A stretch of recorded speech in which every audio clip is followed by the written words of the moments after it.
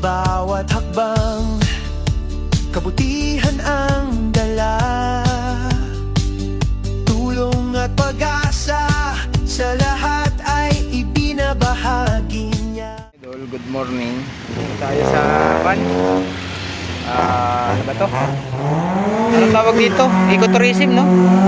Ecotourism? Opo, ang diretso po niya Kota. Ayan, ito mga idol, dito tayo ngayon sa ecotourism. Kung saan tayo. Meron tayong namataan, no? May namataan na naman tayo. Isang nanay. So ating tinanong siya kung anong ginagawa niya dito, ikainitan. Grabing init mga idol, siguro mga alas 10 na o alas 11. Dito siya ngayon solo. Nanay, anong pangalan ni nanay? Clara po. Si Nanay Clara. Ano pong ginagawa mo rito? Ano ba po, naglilinis lang po ako ng mga basura po. Pero taga saan po kayo? Taga ito din po sa Babantalim. Taga dito ako sa Babantalim. Asan ang bahay mo rito? Yung asawa ko po ay nadyan, caretaker po diyan. Caretaker. Tapos ikaw? Dito lang po, naglilinis lang po. 100 pesos po a day. 100 pesos a day. Mga 2 hours, mga minsan po inaabot parang mahigit 2 oras pag sa sobrang dami ng basura. Tapos ano to? Anong nagbabayad sa ito dito? Gobyerno or? Hindi po, ano po, yung pong pinakang nakakaalam ng lupang ito. Yung may-ari. Hindi po, yung Hindi may-ari. ano lang po siya, parang katiwala lang po. Katiwala. So bali itong mga na to, ito yung nagbibigay ng basura. Oo, yun na nga po. Ito po, Kaya lagi mong nililinis. Stall po na ito na may mga tindahang itong nasa 24 po ito stall. Bakit po pala ganito may mga tindahan dito? Para saan? Ito po kasi ito po ay lupa ni Arias. Nakiusap sila nako. Dati po kasi diyan sila sa kalsada. Pinagbawal po ng barangay namin. Dahil yan daw po ay kalsada. Delikado naman talaga. Pinaalis diyan. Ngayon po naghanap sila ng malilipatan. Ito na nga po. Nagpayag yung may-ari nito na upahan ng 170 a day. 170 a day. Doon po kukunin yung sinasabing pambayad sa akin a day. Pero nakakuha ka na dito? Opo, nung March 22 pa po ako nagsimula dito. So ilang taong ka na po? Dito po. Hindi po, ikaw po mismo. Ako pong, pa 47 na po ako. 47 na. So bali ang trabaho mo talaga ay maglilinis. Yun po ang aking trabaho, maglilinis po talaga ako. Tapos ay inaabot ka ng 2 oras pag marami.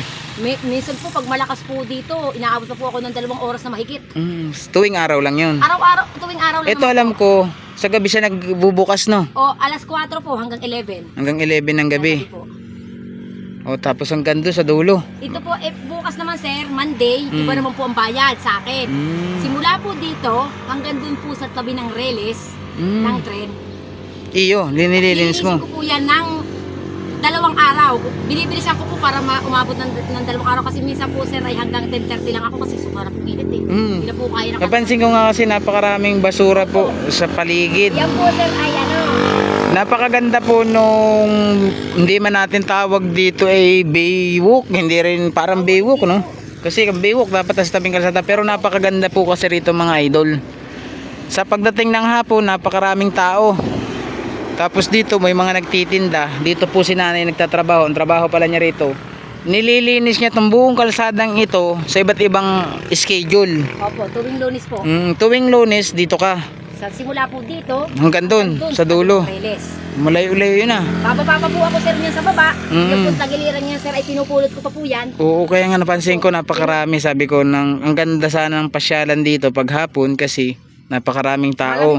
Nakakapag-jogging. Opo. Yung iba naman kasi hindi rin man marunong Totoo po yun sir.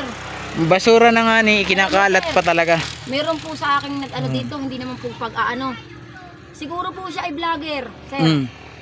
Siya po ay nagsalita ng hindi maganda. Bakit? Anong sabi? Medyo po ako ay nasamaan dahil ako po ang nililinis ito. Hindi niya po naiintindihan. Nagpapalipad po siya ng drone.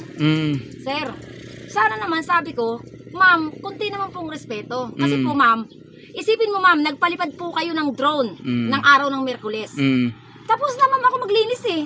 Every Monday po kasi yan sir. Every Monday lang. Kaya sabi ko sir, sa kanya nakiusap ako, ma'am, kung kayo po ay vlogger, magpalipad po kayo ng drone ay hapon ng Lunes. Para wala. Niyo po, ma'am. Malinis talaga niya, ma'am, hanggang so, ako din kasi bilang mamayan na araw-araw dumadaan dito. Pag mapansin ko talaga siya ng Lunes, walang kalat. Pero ngayon kanina po ako'y galing doon. Ay, sir, Napakarami. Ayan, sir, totoo po. Oh, napakarami, Ako po, ano? sir, mismo nagsasabi. So kayo po pala ang Ayun po, naka-schedule dyan. Basta po, sir, bukas po ng umaga, sir. Magkano naman ang binabayad sa'yo dyan? Yan po, sir, ay tigkabila yan. Inaabot po ako ng 2 days. Pag dalawa po kami, 1 day lang. Oo. Eh, ngayon po yung Monday, may pasok Nung po. nakaraan kasi, meron nakita naglilinis dito. May tatay na may 2 anak. Opo. Tama, Kung no? extra po yan, sir, nakiusap po sa akin. Magkano naman ang binabayad dyan pag sa kalsada? Po yan, sir. 1,000 sa... Bali 2 days ko po yan tinatrabaho. Bali 500. Opo. 500 a day. Pero 2 araw lang ang trabaho mo. Pero sir, kung hindi po sobrang init at tirik ng init, kaya ko po sir yan ng 1 araw lang. Mm. Kaso sir, 11, 10, 30, tumitigil na po ako. Baka pumuputok ang ulo ko sa Oo. sobrang init. Totoo, napakainit po. So ito po kasi mga in-install na to, mga tindahan po ito pagdating ng hapon. Ako, alas 4 po sir, Oo. mag-ooperate na yan. Siguro, hindi ko alam kung may inuman ba, wala naman. Sir, Siguro ano, po ay may mga... curfew, bawal. Meron pong mga kagawad dito nagbabantay. Kaya lang, pinagsasabihan yung iba na pwedeng uminom, walang bote. Oo. Kasi sir, ang po ginagawa ng mga ibang umiinom, nihagis po yung Binabasag. mga tubigan, nagagat po yung mga tubigan. Hindi, dapat kasi sila, bawat tindahan din, mas maganda sana kung may basurahan, di ba? Sir, meron po kaming basurahan. Oo. Kaya lang sir, ganito. Loaded. nangyari. Sabi ko po sa kanila, nagpakilala po ako. Sabi ko po ay, sir, kuya, ako po dito ang naglilinis. Araw-araw po namumulot ako ng basura ninyo na iniwan. Mga customer. Sir, baka naman pwedeng sako natin ay tatalian, sir. Oo. Kasi nakagat po yan ang aso. Oo, totoo Okay yun. lang. Talian mo lang siya, iwan mo lang siya sa tapat ng tindahan mo. Ako na po ang bahala magbuhat doon. Sa lalagyan ng basura ni Mayor Alcala. Ayun po. Diyan yung kinukuha ng Ayun po barangay. ako, kapipick up lang po. Linggo-linggo naman po pinipick up yan ang ano. So, kumusta naman yung kwan dito, yung araw-araw mong paglilinis? Talaga po sir, talaga po sir na nung una po, sabi ko nga po ay hayain na kahit 100 pesos lang kasi wala naman po ako mapupulit ng ganun ng... Sa bagay, totoo Pero yun. ako po ay humiling itong linggo lang na ito. Dagdagan. Kung pwede sana naman, yung stool na yan, simula dyan sa dulo, hanggang dito sa pulang tent, sir, yan ay 7. Lahat sir, ang kanilang pinagkakakitaan ay milk tea, iced tea. Mahal, no? Yun, sir. Magkano yung milk tea dito siguro? Baka mga 140 nga sir, yung iced coffee. Oh, grabe. Gulat nga ako sir, hindi ko nga sabi ko nga, ay sir. Hindi mo approach yung mabili. Sir, yan ay Dahil yung sinasahod mo ay 100 pesos lang. Kaya, sabi nga na kaya ko, mama, natin, anak, huwag. Kasi anak, 5 kayo eh. 5 anak nyo. Pero totoo sir, siyam yan. Siyam. May asawa na po yung... May asawa ng iba. Asawa na yung 4. Ang Pero, nasa akin na lang po ay yung simula po sa grade 8 hanggang grade 1. Tapos may maliit pa po akong 3 years old. nag-aaral pa po lahat. Nag-aaral sila. Nag-aaral po lahat yun. Okay. So, may regalo ko sa iyo, ano? Bibigyan kitang bigas, okay lang ba? Ay sir, naku napakasa. Sa So, mga yan, naman sir. mga kababayan. Ako kaya lagi na sana isang araw madaanan ako din eh. Ako po ay vlogger din. Pero wala akong balak siraan yan kung makakalat yan.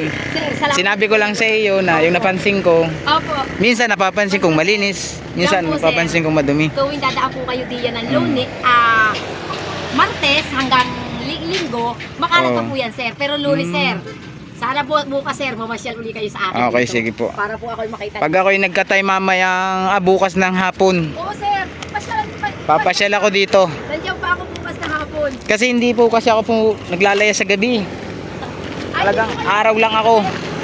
Hindi. Okay lang ba to? Bigas. Salamat po sir, kapapalalangin ko sa Panginoon. Yan po ay... Ito po kasi ang trabaho ko, yung mamigay ng bigas. Sa katulad yung masisipag.